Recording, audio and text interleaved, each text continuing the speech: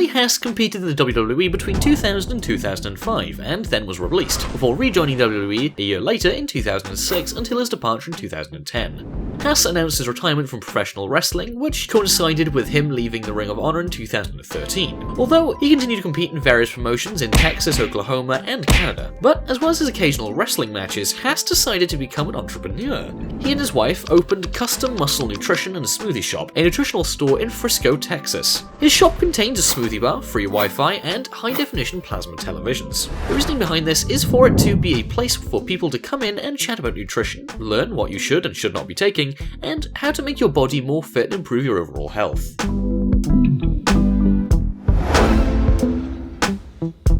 Victoria, who we actually included as an honourable mention in our 5 strongest women in WWE history video, feel free to check that out by the way, if you haven't already. Well, if you have, I don't care, watch it again. Competed in the WWE for 9 years, winning the WWE Women's Championship twice throughout her career.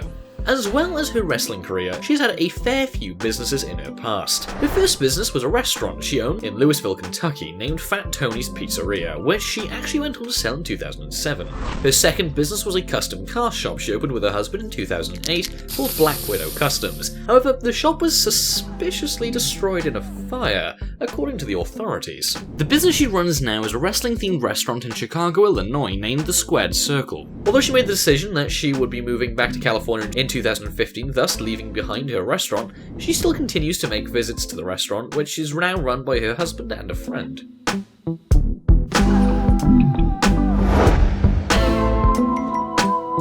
It's me, it's DDP.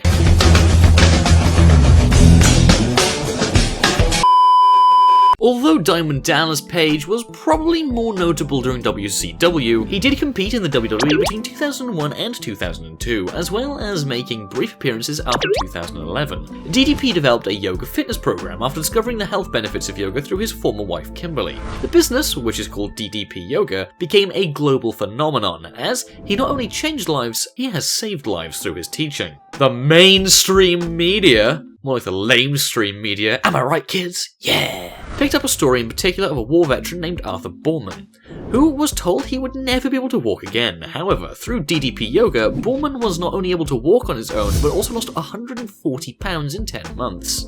DDP also helped save the lives of former wrestlers Scott Hall and Jake Roberts, who were in disabled states.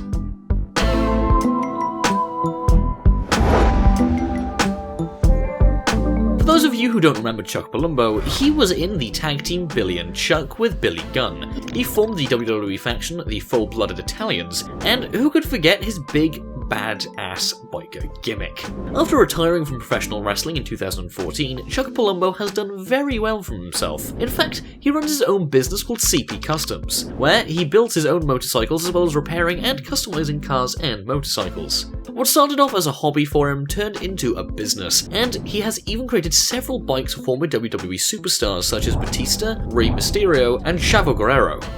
If that wasn't enough, Palumbo also opened his own gym called Chuck Palumbo's Garage Gym, where he teaches CrossFit classes.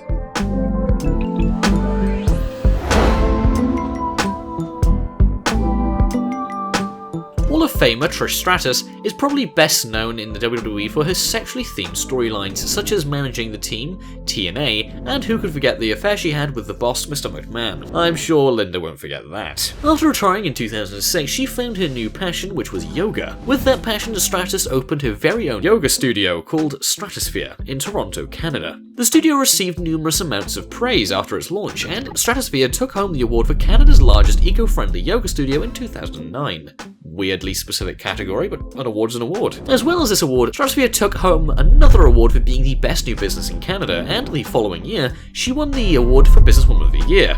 I'm guessing the yoga studio is doing quite well then, as her studio won the Top Choice Awards Best Yoga Studio in 2013. Lots and lots of awards. Yay!